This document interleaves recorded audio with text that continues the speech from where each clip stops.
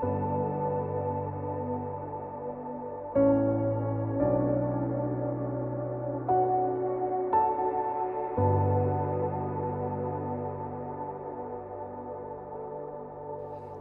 meu querido irmão, um bom dia na paz do Senhor, você que gosta de trabalhar o seu raciocínio, trabalhar um pouco sobre a palavra de Deus, se aprofundar nos conhecimentos. Aqui está o Pode Teologar, estabelecendo um diálogo com a teologia. Esse programa acontece toda terceira quarta-feira de cada mês, a partir das 10 horas da manhã. E você é o nosso convidado para estar interagindo nesse bate-papo aqui. Meu nome é Gesiel Santana, estou ao lado do pastor Mateus de Césaro. Bom dia, a paz do Senhor a todos que estão nos ouvindo, que estão acompanhando o Pode Teologar. Hoje nós estamos aqui para um momento especial, para estabelecer uma conexão com a teologia e tratar de alguns assuntos muito relevantes que vão agregar valor ao desenvolvimento da sua maturidade cristã. E hoje, para conversar conosco, para tratar de um assunto referente à fé, à espiritualidade dentro dos meios acadêmicos, está conosco o pastor Idail Costa, que além de pastor também é graduado em teologia, administração com ênfase em planejamento empresarial, direito, história, é mestre em ciências da religião, mestre em teologia, doutorando também em ciências da religião e teologia, além de ser escritor, palestrante, consultor, um homem que tem aí um currículo extenso que com certeza hoje vai abrilhantar o nosso Pode Teologar. Pastor Idail, tudo bem? Prazer, uma alegria retornar aqui à igreja e à DERP, e para mim é uma rica oportunidade, juntamente com o pastor Gesiel, o pastor César, para podermos pensar a temática fé cristã e os desafios no cenário universitário, né? É um tema bem abrangente e me sinto oportunizado por ter esse espaço singular para pensarmos a elasticidade desse discurso, né? São dois grandes eixos, fé cristã e os desafios ou cenários universitários. Creio que será um pode dialogar aqui teológico especial. Excelente, muito obrigado, pastor. E antes de a gente já iniciar nas temáticas, só lembrando que o propósito do Pode Teologar é a gente conversar sobre temas teológicos de forma leve, mas que a gente venha estar aplicando esse conhecimento no nosso cotidiano, no nosso dia a dia, na nossa vivência diária. E você é o nosso convidado. Não deixe de compartilhar esse conteúdo. Tem uma setinha aí embaixo, se você está pelo celular. Clicando ali, você consegue compartilhar com mais pessoas no Facebook, grupos da sua igreja, grupo de amigos, para que esse diálogo continue expandindo cada vez mais. Se você estiver pelo desk ou pelo notebook, você consegue só ver ali compartilhar. Isso facilita o alcance para que mais pessoas entendam e começam a poder poder teologar através dessa temática, das conversas que temos aqui, e você é o nosso convidado. Você também tem a possibilidade de deixar aqui nos comentários a sua opinião, o que você tem pensado sobre tudo isso que a gente está falando. Como o pastor Idail bem adiantou, a temática é fé cristã e desafios no cenário universitário, né, Mateus? É isso aí, esse é o nosso tema de hoje, e é um tema muito relevante. Muitas pessoas nos perguntam sobre isso, como lidar, como eu faço para manter, né, a minha confissão de fé intacta em meio a tudo que eu encontro na universidade. Muitos jovens nos procuram e a gente quer hoje entender um pouco desse universo. Pastor Idail, como lidar com a complexidade e os desafios do ambiente acadêmico sendo cristão? Como, por exemplo, a questão do ceticismo, do relativismo moral, que são questões comuns a esses ambientes. Sim. Eu acho muito oportuno trazer temáticas dessa envergadura. Eu quero somente fazer um eixo inicial. Durante muito tempo se criou um sofisma, né?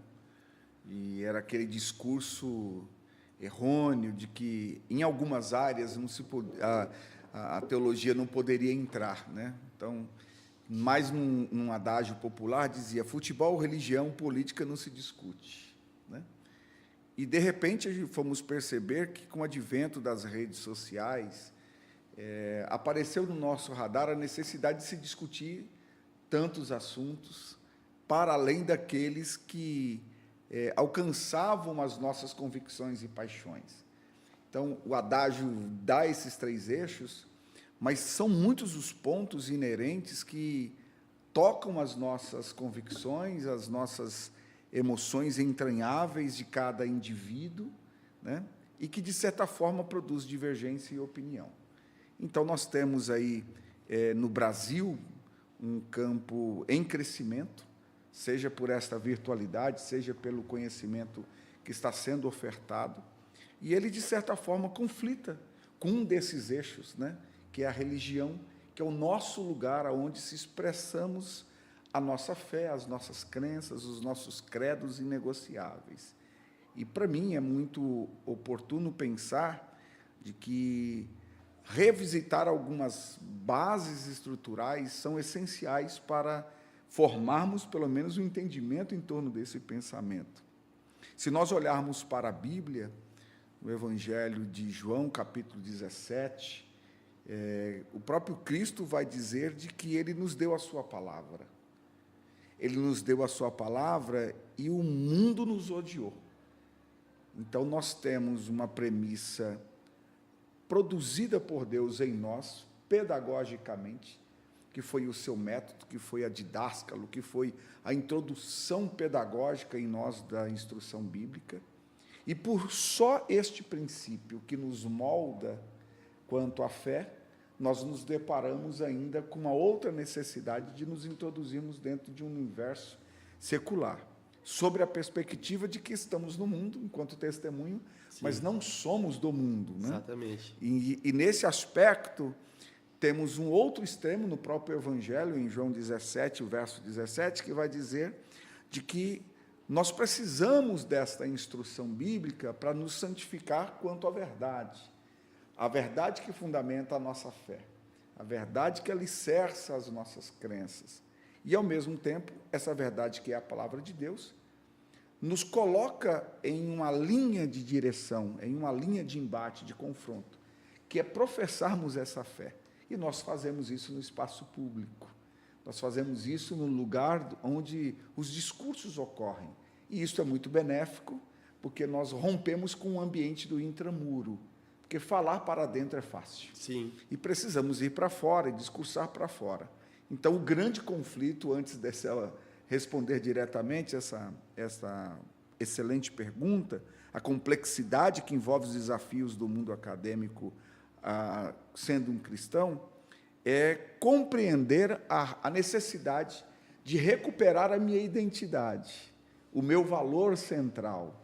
Então, é saber, em primeiro lugar, a partir do texto que falamos em João 17, é de que, tal quanto Cristo veio, e esta é uma grande disparidade, encontrar o nosso locus, o nosso lugar de comunicação, o nosso lugar de posicionamento, e saber que há uma disparidade e também uma grande incongruência. Por qual razão?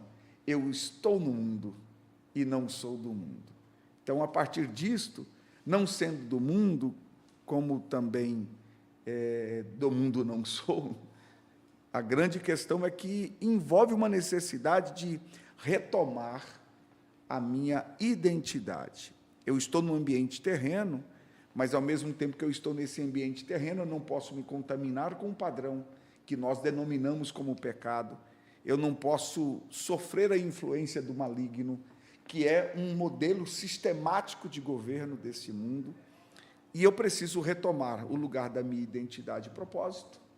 Então, eu estou voltando às premissas, às bases, né?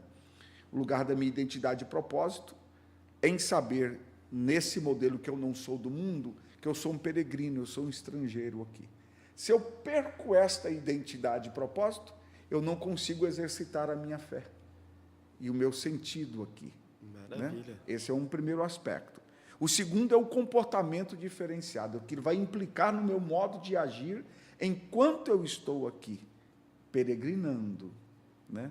Enquanto habitando com os padrões terrenos. Então, o que me subsidia, o padrão para esse coabitar, é os ensinamentos de Cristo. Os ensinamentos de Cristo vai produzir em mim uma centralidade que nós chamamos de dogma, de credos inegociáveis. A partir daí, nós temos que nos posicionarmos, ou seja, lidarmos com um conflito inevitável de confronto com este mundo, né, com a produção dessa falta de pertencimento. Eu estou, mas não estou. É incongruente, é conflituoso demais, né, porque eu estou, mas eu não estou, e eu não posso me deixar pertencer a ela. Se nós olharmos para o Salmo de número 114, a Bíblia vai dizer que Israel, a casa de Jacó, se sentiu como um estrangeiro, era alguém que não coabitava, estava no Egito, mas não coadunava com aquela, não havia um pacto de identidade. Eu estou, mas eu sou um peixe fora do aquário, numa linguagem metafórica, né? Então, por esta postura de falta de pertencimento por conta da mentalidade cristã e o padrão celestial, eu sofro nessa tentativa de adequação, se eu tentar me adequar, algo inevitável, que é a perseguição, que é a rejeição, que é as desconstruções dos valores, né? Então, há um outro ponto extremo, que é a necessidade de eu também me posicionar enquanto discurso, porque eu estou aqui. Então, eu não posso trazer a ideia de que a igreja deve se isolar. Ela deve produzir o seu discurso, enquanto organismo, cuidar da sua relação com a transcendência, com o divino, enquanto organização, produzir corretamente o seu posicionamento na polis, na cidade. E aí ela não pode se isolar. Se ela não pode se isolar, ela precisa estar presente, mas sem se deixar dominar o seu coração e a sua fé neste mundo. Então, essa é uma perspectiva. Não pode ocupar uma neutralidade. Não posso ter alguma. Em hipótese alguma. Então, durante muito tempo, pastor Gesiel e pastor Mateus de César, o grande problema é que a teologia ela não foi chamada para o discurso. Se debateu por muitas vezes se a teologia era uma ciência. Então, por qual razão? Porque a teologia era apartada, era um discurso apartado. A filosofia tomava uma linha de frente. E hoje, tenta-se recuperar ou equilibrar esse lugar de discurso, né? Mas compreende que o discurso, a filosofia está dentro da teologia, a teologia está dentro da filosofia, porque trata discurso como, por exemplo, pós-vida. O Paulo, que foi excepcional em temáticas como esta, né? Então, onde eu estou trabalhando? A perspectiva da fé. Aonde estão as minhas bases, os meus credos, que fundamentam, por exemplo, os credos da Assembleia de Deus, que é a instituição que nós estamos. A grosso modo, extraindo, nós temos 16 credos inegociáveis que fundamentam a nossa fé cristã. Ponto. Fundamentam a nossa fé e abaliza também, por exemplo, o meu espaço público, que é esse movimento de eu lidar com os desafios contemporâneos da vida acadêmica, que é um eixo, tão somente dentro deles, mas que entre futebol e religião, sim, ele está lá, ele está nesse discurso e política, né? Então, há uma necessidade da fé cristã se posicionar, e ela é exigida como um valor a ser praticado, mas compreendendo que esse valor ele nasce em Deus, com uma mentalidade espiritual. E aí, aonde é que o meu discurso enquanto fé alcança espaço? Alcança espaço no momento que eu mostro que o homem, ele é tricotomo. Ele é corpo, alma e espírito. Se ele é espírito, ele tem o seu nascedouro, numa linguagem simples, em Deus. Ele tem o seu imago Dei. Então, eu posso ser alguém que não me expresso no mundo? Não, eu tenho vida. Se eu tenho vida, eu tenho espiritualidade. Então, durante muito tempo, por exemplo, no campo empresarial, se abordou de que, em que momento, eu vou pegar até na própria ciência, na medicina, dá para trabalhar a medicina, a ciência, distante da fé? Aí já se detectou Porque fé, espiritualidade e medicina, quem tem fé é curado, alcança resultados na medicina de cura muito mais rápido. No campo empresarial, eu acordo todo dia acreditando que vai dar certo o meu planejamento, o business plan, vai dar. Então, se contrata hoje muitas pessoas que têm fé. Por quê? Porque numa área comercial, por exemplo, a pessoa tem que ter fé todo dia que vai dar certo, que vai vender, que vai acontecer. Então, é fé. A fé está embutida, a fé natural. A fé sobrenatural é dada por Deus para nós, para produzirmos coisas extraordinárias que glorificam o nome do Senhor. Mas a fé natural está em nós, e nós precisamos dela para ser aplicada em muitas áreas. Então, nós precisamos produzir esse discurso correto, e esse discurso, a partir dessa complexidade, vou abrir mais um leque aqui, mas sem perder o eixo. Fica à vontade, pastor. É compreender que a vida cristã é uma vida cidadã. Esse é um grande ponto. A vida cristã é uma vida cidadã, ou a vida cidadã é uma vida cristã, que precisa ser colocada num espaço público para ser produzida e visível. Então, o texto vai dizer em Mateus capítulo 5, verso 13 a seguir: vós sois o sal da terra e luz do mundo. A linguagem metafórica, sal, testemunho, luz, testemunho que aparece. Então, eu sou sal e sou luz. Se sou sal e sou luz, o meu testemunho tem que ser ético, luz tem que aparecer, e quem aparece a luz é Cristo em mim. Então, dentro da polis, esse lugar do discurso em que a minha fé é expressa, o sal precisa moldar a mim primeiro, tirar o apodrecimento, porque essa era a finalidade metafórica do sal, tirar o apodrecimento, e a partir do movimento que tira e cura o apodrecimento, purificado ou com testemunho correto, eu produzo a luz radiante de Cristo, ou, no outro sentido, também metafórico, o bom perfume de Cristo na sociedade. O mundo precisa ver a nossa fé verdadeira em Cristo Jesus, sendo impressa também com testemunho respaldado. Diga-se de passagem, primeiro o testemunho, depois a espiritualidade. Maravilha. Se pontuarmos por aí, podemos trazer a vida cidadã cristã na polis. E aí, só para concluir esse ponto, nós temos a partir do discurso, a partir da espiritualidade, a necessidade de abrirmos o terceiro movimento. O primeiro movimento é Deus trabalhando em nós, trazendo a sua palavra, produz fé. Segundo, é a introdução dessa verdade em nós quanto vocação. Somos chamados para professar a fé. E o terceiro e último é eu estar em movimento para restaurar a vida do outro que não conhece essa verdade. E aí, a minha fé cristã, ela somente terá valor se for colocado na direção do outro. Porque senão é, de novo, um movimento de espiritualidade num sistema de ilha. Eu produzo fé para mim, e eu não produzo testemunho para o outro. Então, se o Senhor produz um milagre, ele precisa ser testemunhado para que a fé do outro cresça. Então, no movimento de fé, ou do experimento espiritual, eu preciso produzir, nesse espaço público, uma fé cristã sadia, pura, límpida, para que haja possibilidade do outro ver Deus em mim. E se o outro ver Deus em mim, eu estou diante de uma necessidade de pensar o que na filosofia ou na ciência da religião nós chamamos do lugar heterorreligioso. E aí nós temos que conceituar o viés etimológico, né? O hétero, que é do grego diferente, é o outro.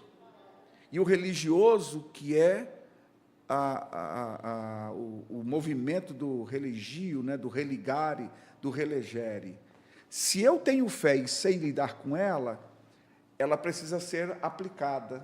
Por isso que a Bíblia vai dizer, instrui o menino no caminho. É pedagógico, é possível ser replicado. Espiritualidade não é algo igualatório, né? Não é algo que serve para todos. Cada um tem a sua espiritualidade, primeiro eixo.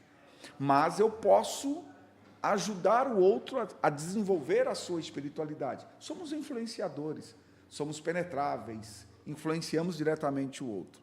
Quando eu penso hétero, penso diferente. Quando eu penso pela religião, e aí eu vou ter que pegar do latim, o religare ou relegere, a finalidade primeira do exercício da minha fé cristã é aproximar o homem a Deus. Um pastor faz isso, um líder faz isso, o cristão deve fazer isto.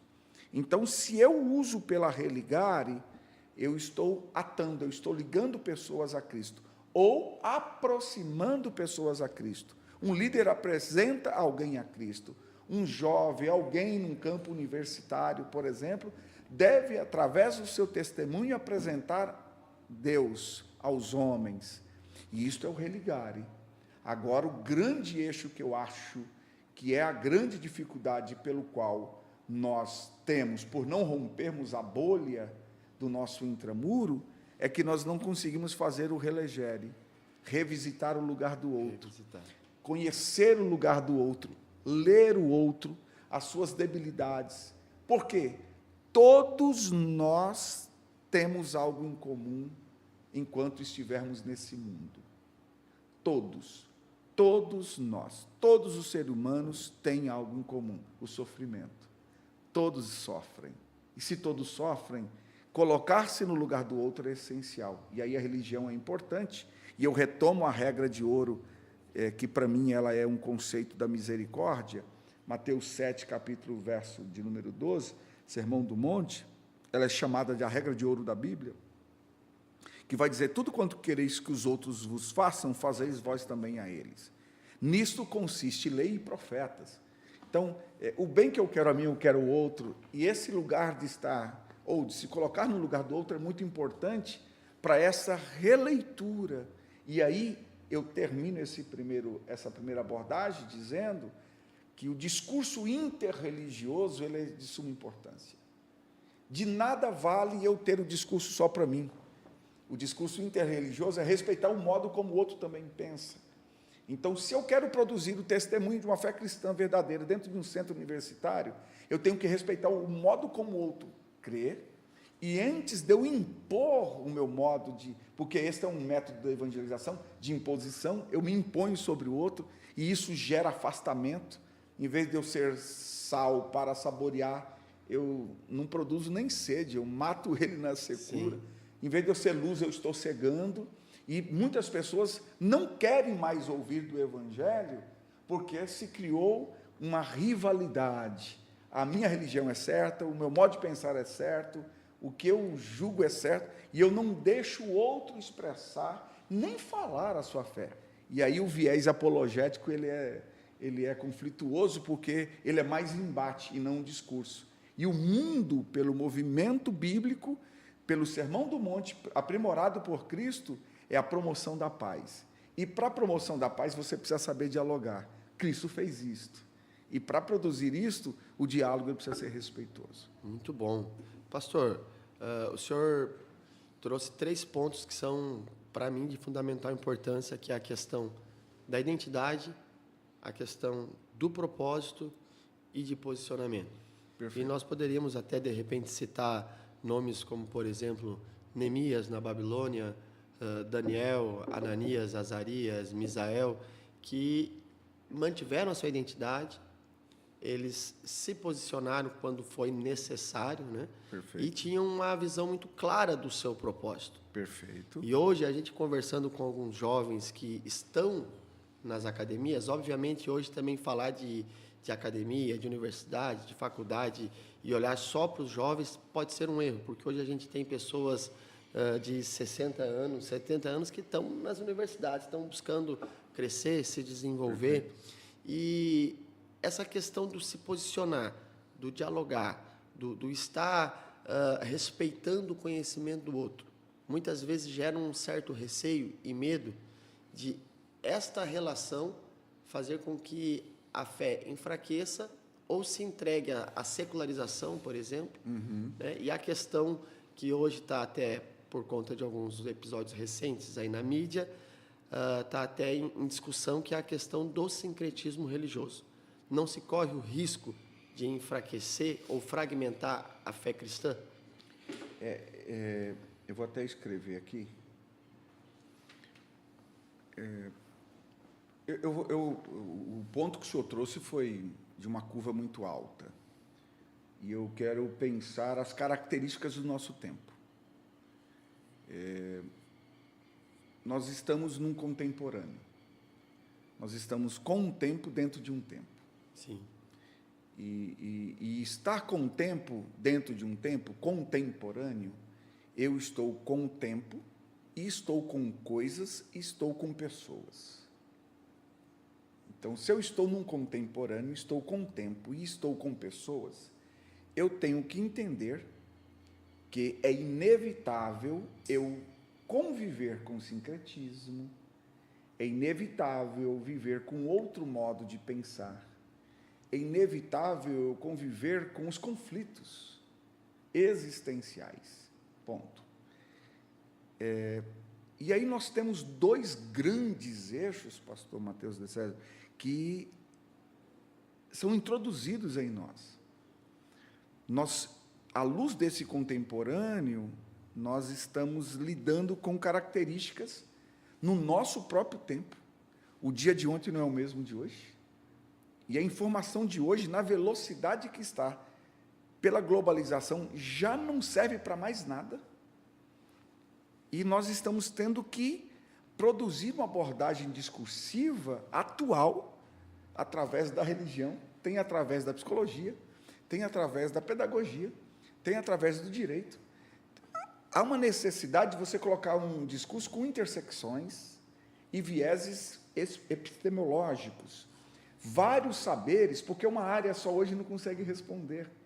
Então, seria um desserviço à humanidade pensar que só pela religião vai resolver. Sim. Então, se eu não trouxer outras áreas para pensar o discurso... Tem que conversar. Tem que conversar. Então, esse é um ponto.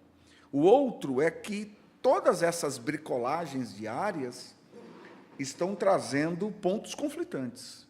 Então, eu vou pegar fatores externos e internos. Então, você tem uma inserção mercadológica, a globalização econômica. Você tem um sistema capitalista, por exemplo, mundial opressor. Muda comportamento, uma crise nos Estados Unidos gera um conflito de relações e as guerras mundiais, e aí vai. Revolução tecnológica. Nós temos, por exemplo, um rompimento transgeracional. Vamos pensar só por aí. A geração de ontem não consegue linkar-se à geração de agora. Então, nós temos a geração WYZ, já tem a alfa e beta, e já tem geração vindo que nem celular tem mais. E nós estamos ainda com uma geração se atualizando como acessar o banco no celular, cursinhos para a terceira idade, porque não tem mais o acesso ao banco. Então, você tem uma revolução tecnológica, você tem encontros e desencontros em diversas culturas, você tem, pela globalização, culturas passando. Vou pegar só, por exemplo, um estudo que recentemente saiu acerca do candomblé que veio da Umbanda, que veio da África, chegou no Brasil, do Brasil foi para o Peru, Colômbia, e já foi totalmente desconfigurado da sua origem.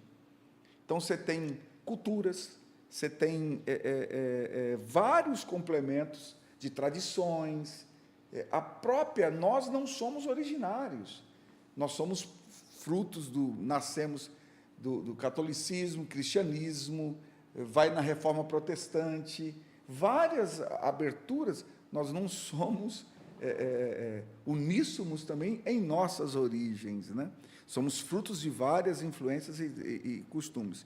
Então, nós temos, fora isto, as lutas de campo, que hoje estão afloradas, né? O espaço sendo determinado por gêneros, por etnias, são discursos, que tudo isso permeia a nossa fé, permeia o nosso espaço público. Há uma luta por democratização, há lutas por problemas ambientais, há uma gerência plural que vai desembocar, por exemplo, em campos de desigualdades, exclusões sociais e tantos outros fatores.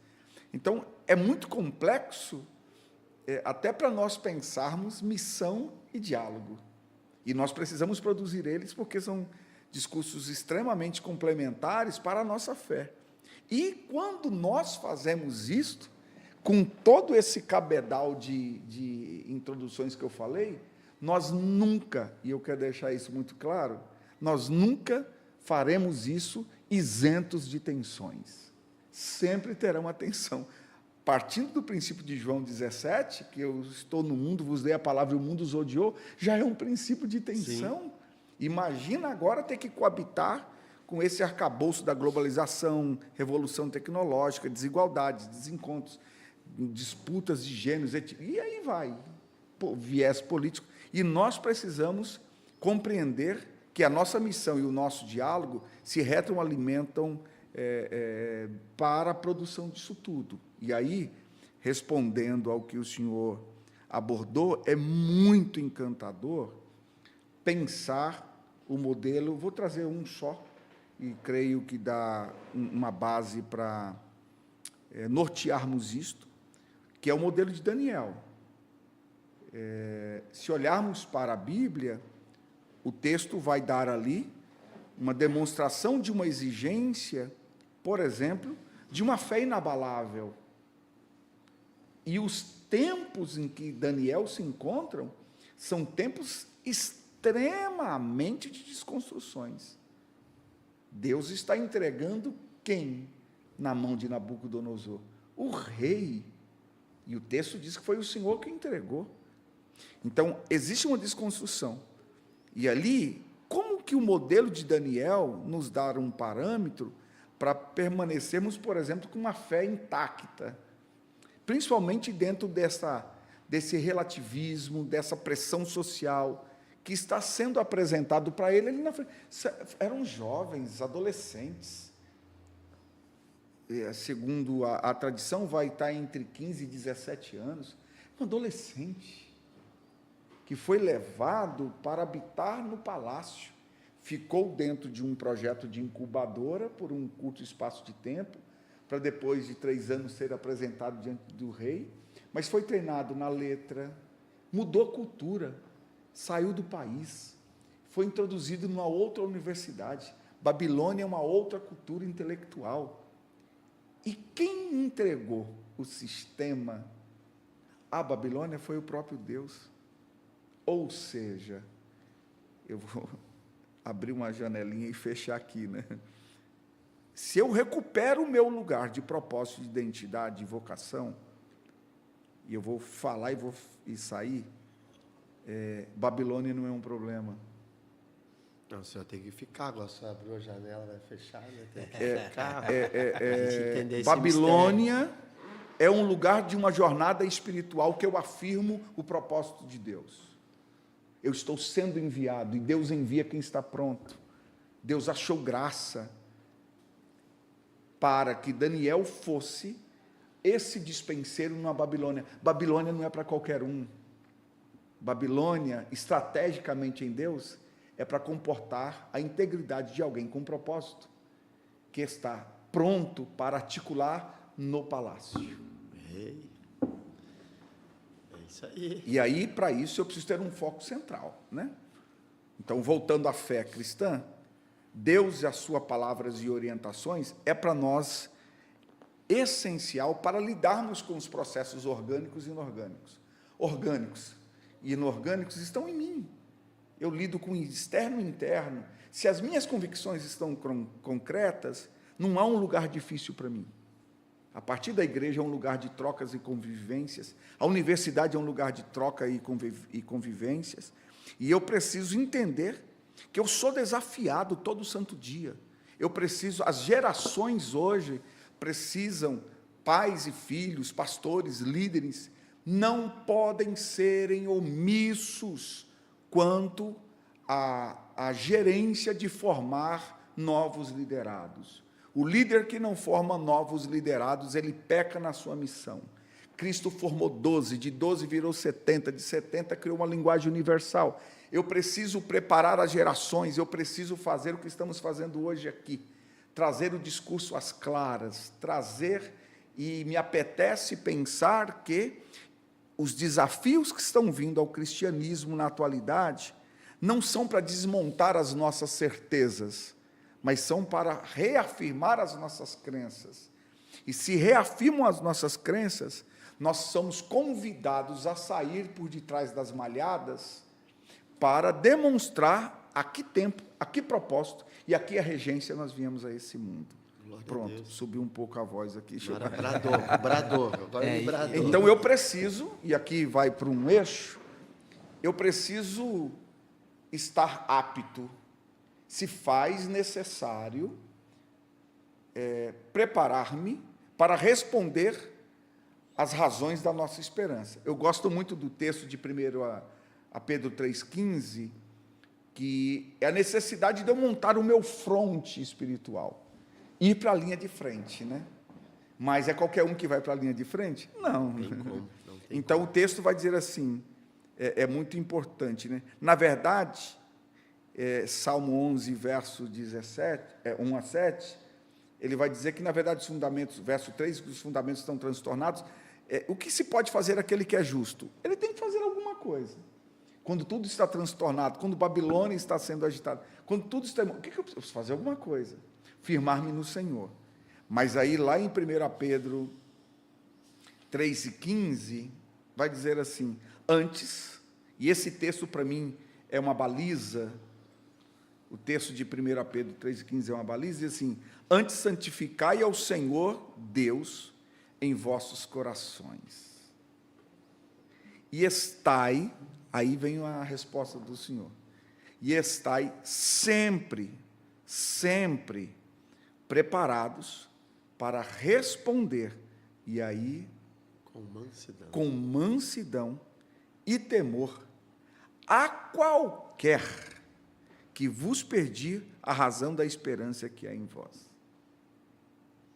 Esse qualquer muda completamente. Que vos pedir. Então, eu preciso arguir a minha esperança, preciso arguir a minha fé, eu preciso expressar, preciso estar preparado para responder. Então, cabe a nós darmos esta base, essa formatação, essa capacitação para que isto. Por quê? Se olharmos para a vida de Daniel, já estou concluindo, nós temos uma vida marcada por extremas decisões. E me encanta, eu já estudei ele, muito interessante, porque para aquele período, o nome e a cultura era extremamente importante. Se dava o nome por uma implicação espiritual no nascedouro, um marco.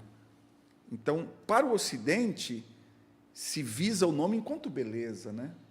E Dail, por exemplo, não é um nome muito ocidental, né? Mas pelo aramaico significa faísca de esplendor. Ponto, já me contentei com alguma coisa, né? Mas no oriental, por exemplo, se buscava um propósito. Por que se dá um nome? Isaac. Por que deu nome a Isaac? Tem um propósito. Então, quando tocamos a partir de Daniel, do seu nome, as mudanças, as culturas, o nome de Daniel significa Deus é meu juiz. E aí a cultura babilônica vai mexer no nome, mas ele é tão marcado por decisões, como falamos de 1 Pedro, ele está tão preparado para responder, que nem mexer no nome dele afeta. Nem colocar ele numa outra cultura vira campo apologético. Ele não está preocupado com o lugar, ele não está preocupado se vão mexer no nome, só que alguns valores são inegociáveis. Não mexe no alimento, não. Aí tem alguns limites em que a fé não pode ser afetada. Para Daniel, mexeu no nome, transportou, ele perdeu a sua liberdade religiosa, mas ele ficou lá e cumpriu a sua missão, e Babilônia recebeu, através de Daniel, o governo de Deus. Então, ele carrega para mim alguns princípios muito importantes. Ele é um jovem que tem, na postura cristã, me permita os amados, na postura cristã nós precisamos ter pelo menos 3 grandes vértebras. Eu preciso ter uma vida que a maioria das pessoas adotam, né? vamos fazer uma promessa aqui. Eu estou pactuando com o Senhor que eu vou estar lá naquele dia e orar. É um compromisso que eu assumo contigo. Esse é um princípio que movimenta as relações. Vamos para o segundo, que é eu assumir um voto. Então, partindo do princípio do voto, se ver a visibilidade que dá o voto é a partir da religiosidade. É algo que eu faço a Deus, em gratidão a alguma realização. Tinha uma carência, ele produziu, eu fiz um voto e vou retribuir. Mas quando você assume um propósito, você assume ele a partir de uma base, de uma crença. Então, para uma promessa eu faço com o outro, com o voto eu faço com o divino, mas o propósito eu assumo em relação à vida, a partir das minhas crenças, a partir dos meus valores. E isso cabe uma interferência de uma ação divina, porque Deus honra quem assume propósitos. E Deus só intervém na vida de quem tem propósito, porque tem uma fé abalizada ou uma crença muito firmada. Então, a vida de Daniel é, para mim, dentro dessa perspectiva, um marco, porque não há, e eu acho isso magnífico, não há uma, eu já li o livro inteiro 2, 3 vezes, 4, 5, não há uma promessa. Deus não fez promessa a ele. E o de grande questão desse mercado gospel religioso atual é que as pessoas fazem promessa. A fé não é amarrada à promessa, a fé é amarrada à fidelidade. A promessa é uma consequência. Então, nós estamos hoje movimentando uma estrutura que serve para nós como um manual. A vida de Daniel, para mim, é um manual. Então, o que ele tem? Qual o modelo que nós temos? Só no primeiro capítulo do livro de Daniel, nós temos lá uma juventude decidida, nós temos uma vida acadêmica subsidiada como resposta, porque ele mudou de cultura, nós temos influências políticas externas lá dentro, um país dominando sobre o outro, nós temos acordos internacionais, tudo isso visto, nós temos uma espiritualidade, nós temos um campo de batalhas espirituais, tudo no primeiro capítulo. Temos uma vida de santidade sendo exigida, ele propôs no seu coração não se contaminar com o manjar do rei, ele tem uma vida de oração, uma vida de jejum, ele é estudioso da palavra de Deus. Então, nós temos uma dinâmica muito grande na vida de Daniel, que nos dá base, só pegando ele como modelo, um modelo de comportamento para enfrentar essa, eu vou chamar de crise de identidade avassaladora que está no mundo. A grande questão é que nós queremos nos posicionar sem termos recursos. Nós não estamos vendo a Bíblia, nós não estamos visitando os modelos bíblicos, nós não estamos acessando os padrões bíblicos, porque nós já temos setas norteativas de sobra, modelos de sobra, de erros e acertos que a Bíblia não esconde, não omite, para nós aprendermos, pelo menos termos setas para enfrentarmos as crises nos tempos atuais. Então, concluindo, havia um sistema naquela época? Sim. Havia uma ideologia? Sim. Havia crises, havia vários problemas estruturais, macros e micros. Mudaram o nome dele, mudança de povo, saiu de Israel, Jerusalém, foi para a Babilônia, mudança de cultura, mudança de religião, lugar de culto, liberdade, ele era livre, agora é um escravo, mas nada disso afetou a fé dele, e a Babilônia viu o poder de Deus através de Daniel. Então, nesse tempo atual, muito se questiona, por exemplo, o que é a moral, né? Aferiram a minha moral, ok, mas quais são os critérios?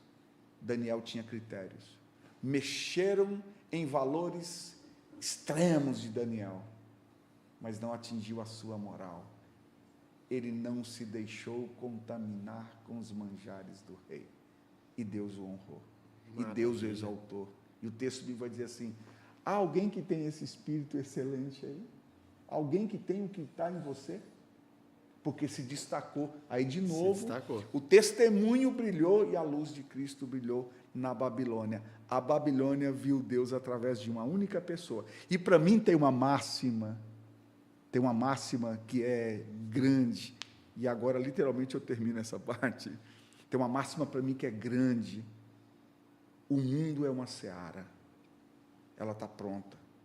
Só que é um campo de joio.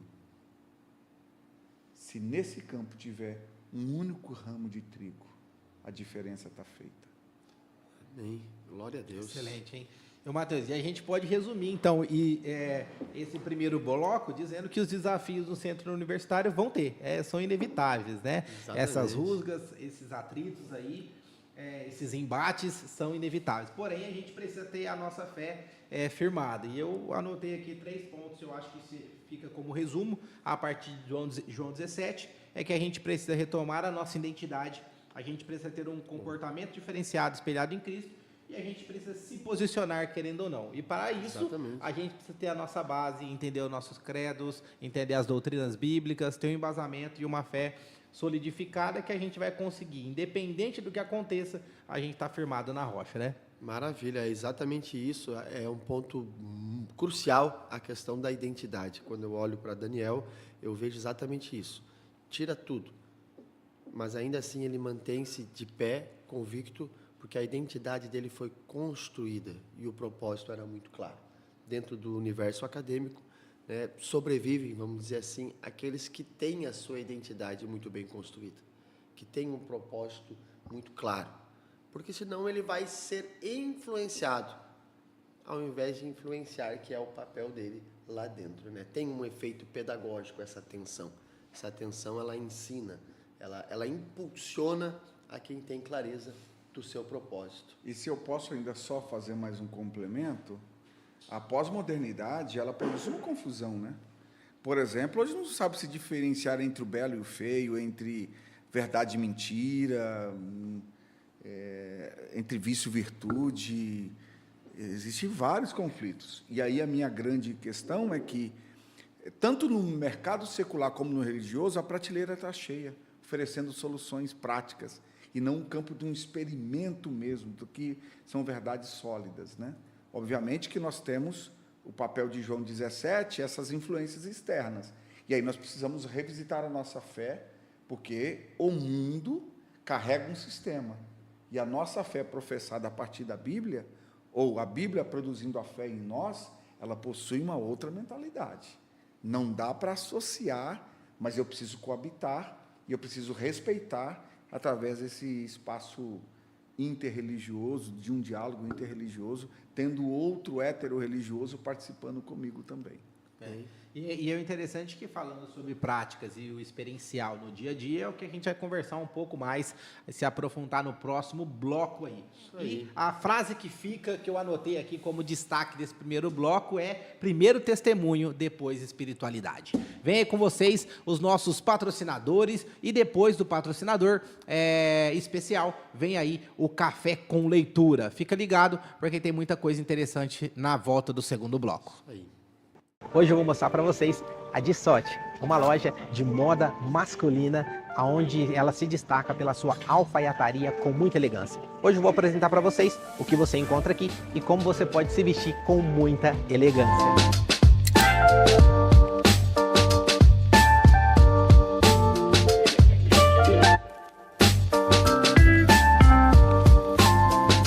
Você encontrará uma variedade de roupas que combinam o estilo e conforto, desde ternos ajustados sob medida até camisas elegantes. Cada peça é pensada para que você se sinta confortável e confiante, seja na igreja, em um evento especial ou no dia a dia.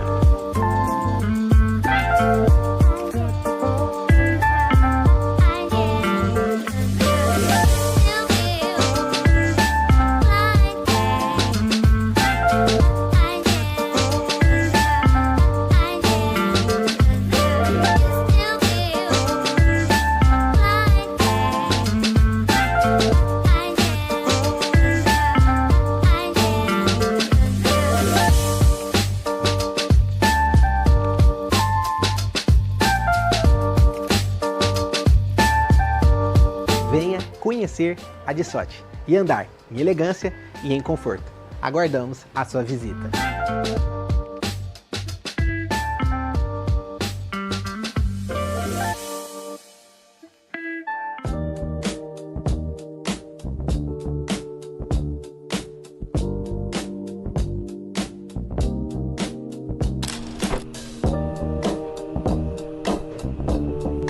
pastor Mateus, o que o senhor está lendo? Opa! Hoje nós estamos lendo o livro Raízes Teológicas do Pentecostalismo e, obviamente, tomando o nosso café. Este livro aqui é um livraço da editora Carisma, que fala sobre as raízes teológicas do pentecostalismo desde o dia de Pentecostes até os dias atuais. Um livro que você, amante das Sagradas Escrituras e pentecostal, precisa ter na sua prateleira, na sua biblioteca.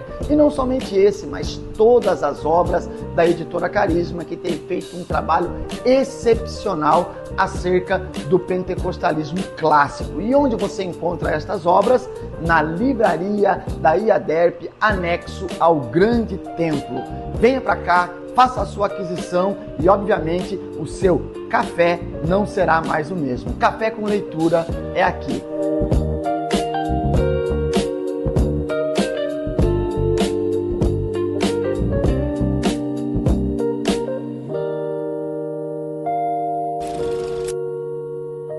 Hoje eu vou mostrar para vocês a Dissote, uma loja de moda masculina, onde ela se destaca pela sua alfaiataria com muita elegância. Hoje eu vou apresentar para vocês o que você encontra aqui e como você pode se vestir com muita elegância.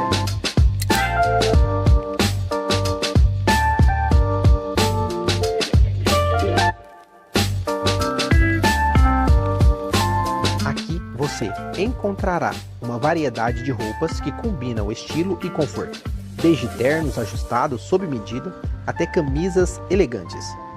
Cada peça é pensada para que você se sinta confortável e confiante, seja na igreja, em um evento especial ou no dia a dia.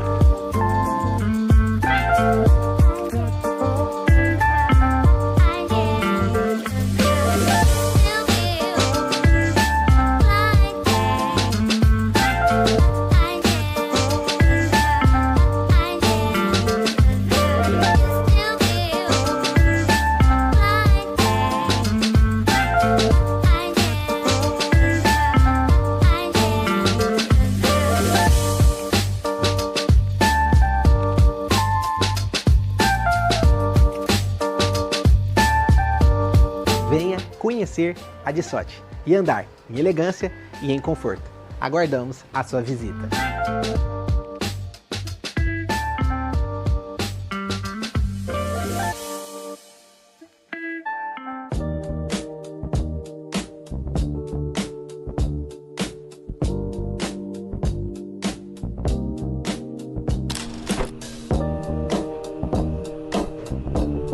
E aí, pastor Mateus, o que o senhor está lendo? Opa! Hoje nós estamos lendo o livro Raízes Teológicas do Pentecostalismo e, obviamente, tomando o nosso café. Este livro aqui é um livraço da editora Carisma, que fala sobre as raízes teológicas do pentecostalismo desde o dia de Pentecostes até os dias atuais. Um livro que você, amante das Sagradas Escrituras e pentecostal, precisa ter na sua prateleira, na sua biblioteca. E não somente esse, mas todas as obras da editora Carisma, que tem feito um trabalho excepcional acerca do pentecostalismo clássico. E onde você encontra estas obras? Na livraria da IADERP, anexo ao Grande Templo. Venha para cá, faça a sua aquisição e, obviamente, o seu café não será mais o mesmo. Café com leitura é aqui.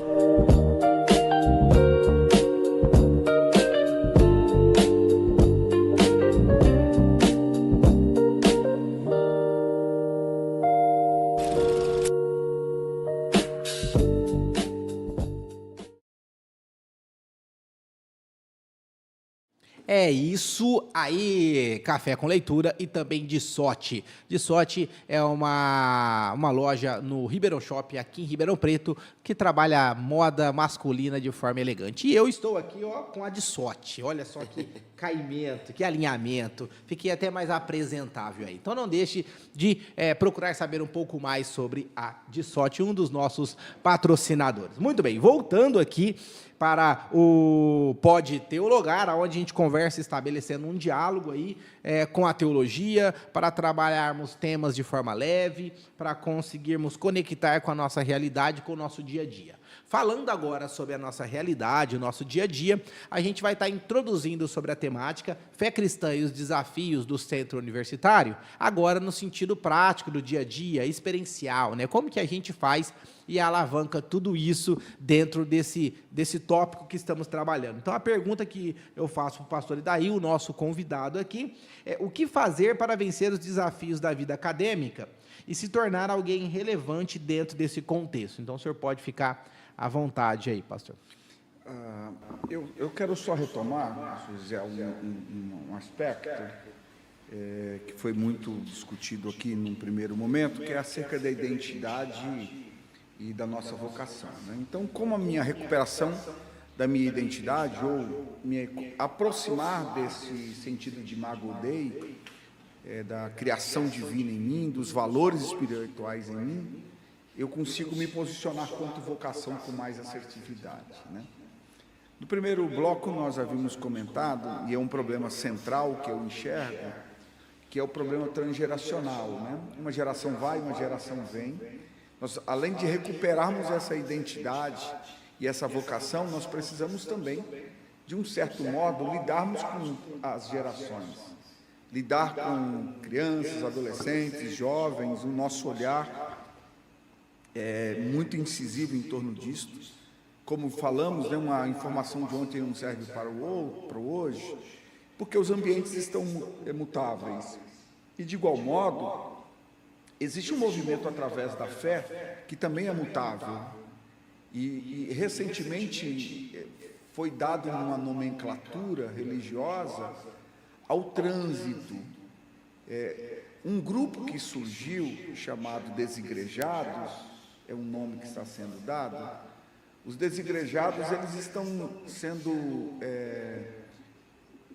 analisados por pessoas que não têm vínculo religioso com nenhum lugar. Segundo aspecto, existe um outro movimento comportamental, já está sendo estudado na ciência da religião, que são chamados os mutantes religiosos. E quem são os mutantes religiosos? Eles conseguem afirmar um modelo de crença sem vínculo com nenhum lugar. Então, ele passa no espiritismo, ele vai no catolicismo, ele vai num ambiente de fé protestante, ele vai no esoterismo, ele passa por diversos lugares e não cria vínculo religioso. Então, não conseguimos recuperar nem identidade, nem vocação, nem propósito. E a fé já está desconfigurada. E é interessante, em Belo Horizonte era um estudo que já foi feito, que existem movimentos de adesão para essas partículas, esses fragmentos de expressões religiosas, que grupos estão dizendo assim, a nossa liberdade nos dá o direito de professar uma fé num segundo modus, sem precisar de uma institucionalidade. Isto é um trauma, isso é um problema, porque a institucionalização, enquanto organização, produz um viés pedagógico, instrutivo, de monitoramento, não somente de mentoria, mas também de sentido de acompanhar esse desenvolvimento, que é o bíblico, né? Instrui o menino no caminho que deve andar. Mas esses movimentos de mutações religiosas, eu achei até um tanto complexo e, ao mesmo tempo, com um humor um pouco ácido, porque dizia assim, nessa nossa liberdade, nós sorrimos, oramos, dançamos, namoramos, estudamos a Bíblia e temos paz no nosso espírito, no mesmo lugar, né? Então, existe uma mescla de coisas que esses ambientes mutantes religiosos estão produzindo, que nada tem a ver com uma base sólida para dar resposta à nossa fé. Não é possível. Então, nós temos, de um outro lado, quanto à importância de nos posicionarmos, seja para a carreira, seja para a nossa missão, nos produzir um desopilar. Nós precisamos nos desintoxicar, né, dessas variáveis de discursos que estão vindo na nossa direção, para produzirmos uma intelectualidade cristã correta. Se podemos dizer, precisamos curar o veneno da panela. Se podemos dizer, precisamos ter uma escola de profetas, um sistema profético, um movimento profético entre Elias, Eliseu, Samuel, para recuperarmos valores cristãos, intensificarmos. Eu venho dizendo em âmbito nacional, os congressos são importantes, mas seminários, palestras, instruções, escola bíblica dominical, o lugar pedagógico do ensino, capacitações, ninguém come em pé, ninguém você serve a refeição, tem que ser digerida. E muitos movimentos estão fazendo, em âmbito nacional, ajuntamentos, e não produção intelectual, e não formação intelectual. Isso é um problema, e nós estamos tendo isso numa atmosfera transgeracional. Muitos pastores estão preocupados porque o lugar do testemunho ou da sucessão, da responsabilidade, de continuidade da igreja, ele está ficando meio que vazio, porque muitos não querem assumir a responsabilidade desse lugar. Então, é um primeiro aspecto. O segundo aspecto, que é muito importante, e eu quero gastar poucos minutos nele, é que, uma vez mais, nós estamos sendo chamados para o nosso espaço público, para a nossa vocação, para a nossa carreira, para a nossa missão, e precisamos também nos prepararmos para a seguinte abordagem: nós estamos diante de tempos complexos, estamos diante de tempos urgentes e com informações complexas e urgentes simultaneamente. E nós precisamos ter uma habilidade de ponderarmos a construção desse, e falei ontem acerca disto, desse mosaico, desses fragmentos de ponderações, de olhares, de discursos, de afirmações, porque são vários pedaços que precisam ser somados, e nós precisamos colocar isso de forma com muita maestria dentro dessa assistencialidade, né? Porque nós precisamos tomar decisões, nós precisamos assumir o nosso local de carreira e missão, precisamos nos preparar intelectualmente para atender o mercado, porque hoje é uma exigência de que você se prepare. Eu conversava com um rapaz que ele estava fazendo, já tinha uma graduação, e estava fazendo mais 4 graduações simultaneamente, tudo no sistema EAD, fazendo 2 cursos de idiomas. Então, o preparo, tem gente que acorda, que já está alguns passos na nossa frente. Se pensarmos a desigualdade social, alguns têm mais vantagem que outros, sim, ok? Mas isso não me isenta de acessar. Hoje tem muita coisa gratuita, hoje tem muito... nós precisamos sair da nossa zona de conforto e buscarmos mais uma vez, a liderança precisa também subsidiar isso, dentro das estruturas religiosas, dar cursos, dar orientações, trazer os profissionais, seja da psicologia, da pedagogia, de gestão financeira, e começar a subsidiar. Se você vai para o velho continente, por exemplo, eles já têm cursos, recebe um cartão de como fazer consumos, fazer compra, venda.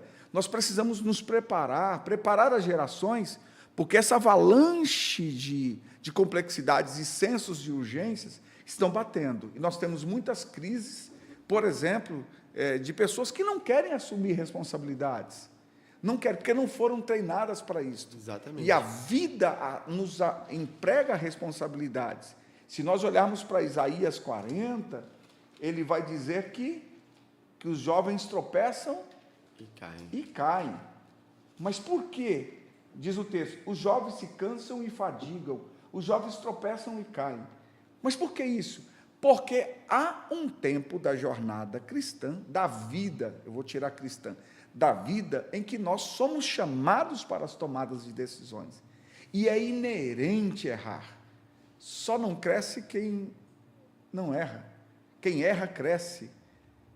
Precisamos tomar decisões. Eu vivo muitas coisas e passei por muitas coisas e posso falar muitas coisas, porque fui também experimentado em muitas coisas. O erro é pedagógico. É pedagógico, né? Então, no ganho, você não tem muito aprendizado. Nas perdas, sim. Então, o jovem tropeça e cai porque é inerente tropeçar e cair. A palavra foi criada e o texto bíblico utiliza ela, o que significa de que o reino de Deus nos apresenta um teor pedagógico que precisa ser observado. Tropeçar e cair faz parte. Ônus e bônus faz parte. E eu preciso entender que se eu não me preparar, tem gente se preparando. O senhor tocou num assunto importante, que é essa questão do preparo. No primeiro bloco, o senhor falou sobre alguns aspectos da globalização que são, de fato, negativos, trazem alguns prejuízos. E positivo, ao mesmo tempo. Agora, nesse ponto, o senhor toca em algo que a globalização trouxe, que é espetacular. Perfeito. Que é as oportunidades. E aí até aquele ditado mais empresarial, né? Ele acaba se encaixando aqui. Quem quer, faz. É isso aí. Quem não quer vai sempre arrumar uma desculpa, vai sempre ter, né, uma justificativa. Porque por mais que a gente saiba que as capacitações, as formações, elas têm um custo. A gente precisa investir Perfeito. no nosso preparo. Perfeito. Mas por mais que eu não tenha condições, falando um pouco sobre a questão da desigualdade social, hoje, através da globalização, existem inúmeras ferramentas que são gratuitas, que estão à disposição e que requerem tão somente o tempo da pessoa para se preparar. É isso que eu ia falar, é o maior investimento aí nesse caso, né? Não é só no sentido financeiro, né? Mas é da administração do tempo, Do né? tempo. E até mais, né? Administrar o tempo e o emocional para dizer que, diante de um grau de dificuldade, reaja. Reaja. Eu lembro de um período, vou contar um testemunho aqui, e um testemunho, em que eu fiquei desempregado, pai de família. E eu caminhei perto de um ano com R$1 no bolso. E eu fui fazer um treinamento, e no treinamento diz assim, coloca todo o dinheiro que você tem na mesa. Você não podia ficar com nada. E aquele dinheiro que estava no meu bolso, que era R$1, era um escorpião, não deixava ele sair por nada.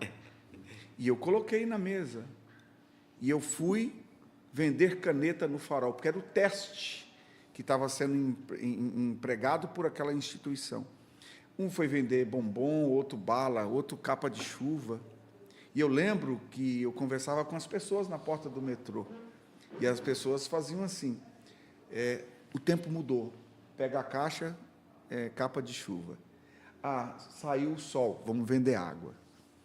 E eu via a pessoa medindo quantos carros paravam, cronometrando, para vender uma caneta, escutava não, sim. Eu escutei muitos nãos e o sim. Isso me amadureceu a ter leituras de outros ambientes. Então, a crise ela é essencial. As dificuldades são essenciais. Ela amadurece e forja o nosso caráter. Então, a dificuldade existe? Sim. Hoje existem bolsas de governo, hoje existem incentivos. Nós precisamos acionar as portas corretas, porque, de certo, todos nós precisamos tomar uma decisão.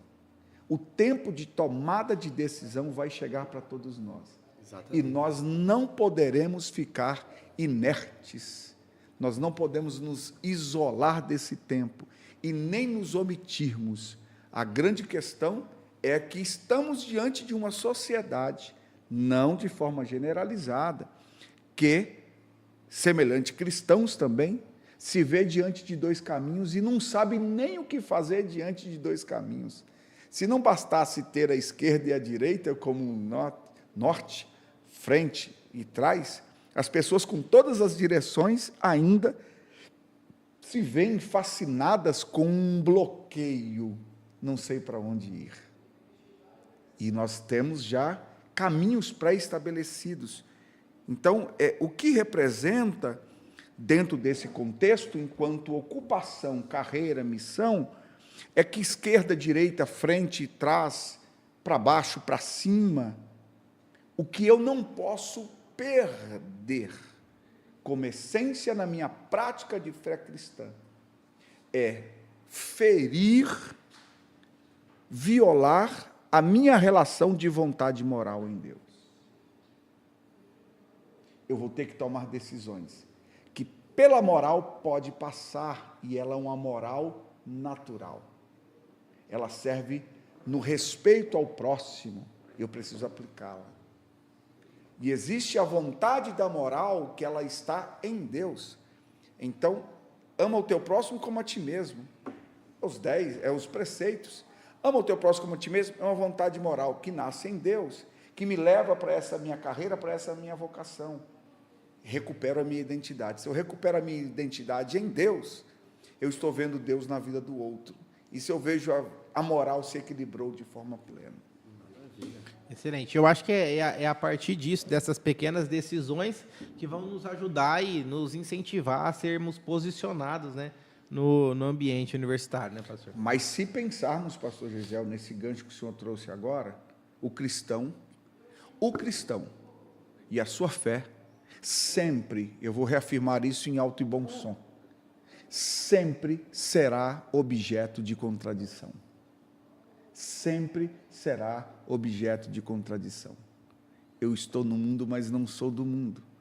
Então, eu sempre serei objeto de contradição, mas com outro ingrediente, que é um viés complicado.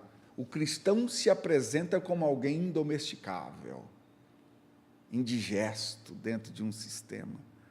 Se eu sou objeto dessa contradição, eu não aceito a camisa de força, porque a minha mentalidade é outra, mas eu preciso estar no mundo. Aí vem aqueles mais iluminados, dizendo que eles são a exceção da revelação de Deus, um povo escolhido. Eu entendo isto, mas a grande questão é que o Evangelho é a revelação do amor de Deus aos homens. Num extremo da prática é loucura, mas enquanto Evangelho, boa nova, é o amor de Deus revelado. Glória a Deus. Então eu preciso equilibrar esses dois extremos. Muitos, pelo viés apologético, estão sendo extremistas, exclusivistas, e aí fazem da teologia uma imposição e não uma indicação.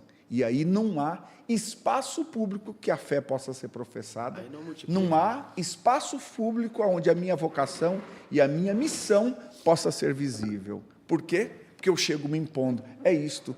E a verdade é respeitosa, como eu falei do hétero religioso. Eu respeito o outro, eu tenho que saber ouvir o outro. Porque tem uma verdade também nele. Vamos lá a pensar? O ateu, ele me confronta. Até para ele ser ateu, ele tem uma crença. Então eu preciso respeitar isso e entender porque ele crê daquele jeito. Ele só não crê pela mesma base que eu, mas ele crê de alguma forma. Então nós temos que entender e fazer essa leitura. Quando eu produzo esse discurso, que ele está tão somente centrado pela imposição, eu crio viés apologético, eu crio um ringue teológico, e eu não produzo diálogo em canto nenhum. Quando eu trato a afirmação da minha fé como credo, eu estabeleço a relação da minha recuperação de identidade e afirmo os meus valores e dogmas. Quando eu produzo o Evangelho como boas novas, é porque ele me transformou e eu me tornei luz para o mundo. E aí, Cristo alcança os corações e o amor do Pai é revelado aos homens. Maravilha. É um fato. Né? A imposição, ela divide. Enquanto que o diálogo respeitoso, ele vai multiplicar. Aí. Se pensarmos ainda mais, pastor, o reino de Deus é um reino de amigos. Exato. É um reino que agrega. Os quartetos vulneráveis, ele trouxe para perto. O órfão, a viúva, o pobre, a prostituta. Ele ia trazendo. Era com os marginais que eles estavam. E a religião, de certa forma, ela politiza, ela destaca, ela coloca na vitrine. É um grupo, é fariseu, é escriba. Ela coloca na forma. Ela né? coloca numa forma, e Cristo vai pelas margens. Ele fez de Galil o seu maior palco. Ele visitou as vilas, os marginais. E o Evangelho é isto, é o acesso a essas categorias. E nós precisamos mudar e superar os desafios enquanto missão, carreira, nos lugares aonde nós estamos, levar as boas novas de Cristo e o mundo ver Deus em nós. Em primeiro lugar, pelo meu testemunho, depois pelas minhas palavras. Exatamente. Paulo, quando ele faz uma introdução à carta aos Romanos, da universalidade da graça, ele é muito claro em dizer, né, eu sou devedor a bárbaros, a gregos, a sábios, a ignorantes, ou seja, eu preciso transitar claro, com muito respeito, sem abrir mão da minha identidade, Perfeito. com todos os públicos, todos os nichos. Pastor, eu acredito que seja um ponto em comum acordo nosso da necessidade dessa questão do preparo, a questão de grupos de estudo bíblico, a questão de mentorias e até mesmo a construção de uma apologética respeitosa. Perfeito. Porque, como o senhor Porque ela existe. o senhor bem pontuou, tem alguns valores que são inegociáveis. E eu quero trazer um pouco agora o nosso papo para a responsabilidade nossa enquanto igreja, líderes, pastores, o que a gente pode fazer através da igreja para que isso se torne uma realidade e uma oportunidade para os nossos membros, os cristãos, ao entrarem numa universidade, estarem preparados. Como que a gente pode ajudar nessa questão de grupo de estudo, mentoria, apologia? Eu acho assim, eu vou pegar dois grandes blocos. Durante muito tempo, e isto é mais recente, né? Vamos pegar aqui 1950, 2000, por exemplo. Nós tínhamos esse suporte que temos hoje? Não. Se aprendia observando. Aprendia com os líderes observando. Hoje se tem um preparo muito maior dentro das estruturas das igrejas. Temos mão de obra qualificada. O líder que não sabe fazer, mas sabe alocar a pessoa correta na área que se faz, ele está fazendo da mesma forma. Então, nós temos especialistas, psicólogos, professores, doutores. Nós temos subsídio para mapear as carências da igreja e colocar à disposição da igreja uma orientação. A igreja deve ser esse lugar acolhedor, inicial, ela deve fazer parte disto, porque senão eu estou abrindo uma esteira de transferência. E isto é, o pai, a mãe, traz para dentro da igreja não só o encargo espiritual, mas a responsabilidade também de formar. Se nós pensarmos pedagogicamente, nós temos uma liturgia de 2 horas.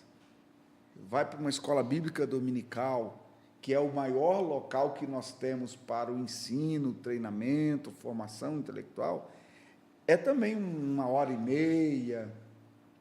Então, nós precisamos intensificar, enquanto igreja, liderança, cursos de capacitação, ou criarmos workshops, criarmos lugares de discursos, fazermos aulas magnas, trazermos, por exemplo, num curso teológico, que é um braço hoje da igreja, não só pensar os nossos credos, mas trazermos temas adjacentes para dialogar com a nossa fé. Teologia prática. Teologia, a prax, né, para colocar no chão da vida. Então, eu preciso pensar, por exemplo, sexualidade à luz da Bíblia. Então, vamos montar uma mesa redonda aqui, vamos trazer um psicólogo, um pedagogo, vamos trazer um terapeuta, um pastor. Como essa intersecção em cima desse tema, a partir da Bíblia, pode ser pensado. Vamos pensar a economia, vamos pensar o direito, vamos pensar a fé cristã na academia, vamos pensar o que nós estamos fazendo aqui. Vamos trazer uma orientação. Uma coisa é certa, melhor as pessoas irão sair, porque já vinha com estanque zero. E se nós fazermos disso um ciclo vicioso, a expectativa será grande. Nós temos que incentivar, criar engajamento, criar cadastro. Vão vir por uma venda combo, dar um brinde. Não sei como vamos fazer, mas nós precisamos engajar um esforço, porque nós somos responsáveis. Como diz o cântico, nós não podemos nos apresentar diante do Senhor com as nossas mãos vazias. Nós precisamos nos esforçar, preparando pessoas, qualificando ou recrutando a nossa mão de obra, porque a igreja, os grandes talentos estão dentro da igreja. Nós temos, eu estava ontem aqui na cidade, E eu conversei com gente gabaritada, que coordena outras mentes. E eu preciso trabalhar com esse potencial, alocar esses potenciais, porque nós estamos diante de um senso de urgência. O mundo está gritando, a igreja está gritando, as famílias estão gritando, a sociedade está disruptiva, há um desvio na moral, valores e ataques, e eu preciso contra-atacar, eu preciso ir para o fronte com urgência, e eu preciso reestruturar internamente. Vamos criar seminários, não encontros, não ajuntamentos por ajuntamento, para dizer que temos um número, temos uma força. Com propósito, né? Precisamos ter um propósito. Precisamos trazer um discurso com propósito. Então, vamos pensar temas relevantes, vamos discursar, vamos montar um seminário, a liderança, envolva toda a liderança e traga para esse discurso. Nós precisamos, seja pela mídia, seja pela sexualidade, seja pela carreira, seja pelo emocional, nós precisamos intensificar isto. De certo, se eu atingir um pode virar, de 1 vira 12, 12 vira 70, 70 se torna universal. O que eu não posso é, diante desses ataques, eu ficar sendo somente, eu preciso reagir, já é errado. E, em vez de eu ser acionário, eu estou sendo reacionário. Mas nem em muitos lugares o reacionário está ocorrendo. Então, eu preciso reagir de alguma forma, sair desta inércia. Então, precisamos, diante de um ambiente fragmentado, reagir. Pegar nas mãos, nos ajudar, compreendermos, como diz Thomas Merton, que nós não somos uma ilha, nós precisamos avançar diante deste contemporâneo intempestivo que muda toda hora. Eu preciso reagir com intensidade, porque o mundo caminha numa loucura. E a igreja tem, conforme o texto bíblico de 1 Coríntios, a igreja tem uma resposta. Pois a palavra da cruz é loucura para os que perecem, mas para nós que somos salvos é o poder de Deus. A palavra de Deus é poder. O evangelho é o poder de Deus. O evangelho não é coisa de homens. O evangelho é o poder de Deus e ele é transformador para a humanidade. Nós estamos aqui por conta disto. E estamos aqui à disposição para servir o reino por conta disto. É muito trabalho para fazer, né, José? Tem coisa aí. Regaçar as mangas. E ir para o fronte. E precisamos sair da vacuidade do tempo. O tempo é dado, e eu tenho uma máxima comigo. Quem faz tem 24 horas, quem não faz também tem 24 horas. Ponto. O que nós precisamos fazer é sair da vacuidade. Eu uso muito essa expressão. E sairmos e sabemos que temos um caminho. E o prefixo re é importante. Descoberta é magnífico. E quantas vezes nós precisamos fazer redescobertas? E precisamos sairmos e irmos para essa busca incessante do melhor, do aprimoramento, do aperfeiçoamento. Precisamos cotidianamente fazer isso. Por quê? Porque o contemporâneo, à luz desse intempestivo, ele muda todo dia. E eu preciso me adequar, porque a vida está diante de mim. Ou eu paro e morro, vamos pegar o Salmo primeiro, né? Assenta, detém, dó. Para. O ciclo é parar. Se eu não reagir, o ciclo é parar. Mas aquele que medita de dia, de noite, é plantado junto a ribeiro de águas correntes. Ou seja, sempre frutifica. Excelente, hein? Maravilha. Maravilha. Muito material para nós estarmos revisando, revisitando, para a gente estar reestruturando as nossas raízes cada vez mais, né, Mateus? É isso aí. É isso aí. Mais um Pode Dialogar e vamos para as considerações finais, né? Muito bom, muito bom. É sempre uma alegria poder conversar com gente inteligente, pastor Gisel, pastor Idail, a gente sempre aprende, a gente sempre consegue construir ideias, ter novos insights e ver a vida de outras perspectivas, né? Essa é a ideia do Pode Teologar. Eu gostaria de passar novamente aqui a palavra ao pastor Idail, para que ele possa trazer as suas considerações finais, seus agradecimentos, e desde já, também já aproveitando, agradeço aí a sua audiência, a sua participação, que Deus continue lhe abençoando e te iluminando. Eu quero, pastor Gisiel, pastor Mateus de César, trazer algo que eu escrevi aqui. Eu vou deixar expresso aqui o que escrevi. Numa confusão da pós-modernidade, quando não se sabe discernir entre belo e feio, verdade e mentira, vício, virtude. A igreja tem um imperativo missionário. A igreja, a partir da igreja, de elucidar, de alardear, de reverberar de que Deus não está morto.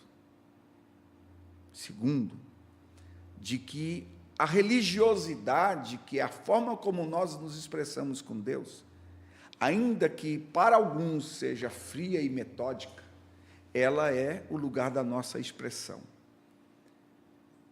Ela pode ser filha dessa modernidade, mas ela é um movimento estudado por ela, que foi a revelação de Deus dada ao homem. Então, há uma necessidade de ressurgir uma explosão que configure novamente um modelo de espiritualidade a partir da palavra de Deus. Nós precisamos voltar o nosso olhar para a palavra de Deus. E aí, é a minha conclusão, diante de um mundo globalizado, sistêmico, que apresenta uma prateleira cheia de produtos mercadológicos à fé, o céu tem um celeiro cheio de boas novas. Amém. Glória a Deus. E esse celeiro cheio de boas novas, neste tempo, nos desafia a desempenharmos o nosso papel profético, não tocando flautas, mas sim tocando trombetas. E aqui vai a verdade máxima. A igreja não irá sucumbir ao espírito desse tempo. Deus está conosco. Eu creio. E nós venceremos, e a nossa fé será fortalecida. Diante da loucura deste mundo, a graça de Deus está sendo reverberada, e nós venceremos. O Senhor está conosco. Precisamos voltar ao fronte, firmarmos as nossas estacas, joelhos e mãos firmes, o que estava desconjuntado, alinhar e seguirmos, porque o Senhor nos dará vitória. Amém. Excelente, né, Mateus? Muito bom, ótimo. Então, assim, a gente finaliza mais um Pode Dialogar, Pode Teologar, que é estabelecendo um diálogo com a teologia. Você percebeu que ao longo desse bate-papo aqui, muito intenso, rico em conteúdo, a gente conseguiu desmembrar, esclarecer muitas coisas para o nosso dia a dia, e como o pastor Mateus disse agora, mãos à obra, vamos arregaçar as mangas e trabalhar para o reino, vamos para o fronte, estamos em guerra, mas a palavra final é que Deus está conosco. Não deixe de compartilhar esse conteúdo com mais pessoas, seguir o nosso canal, ativar as notificações, porque todos os dias tem conteúdos do céu para abençoar a tua vida. Esse Pode é um Pode Dialogar da Igreja Evangélica Assembleia de Deus do Campo de Ribeirão Preto. Seja muito bem-vindo e não deixe de compartilhar esse conteúdo. Um grande abraço, Deus abençoe, até a próxima, valeu! Deus abençoe.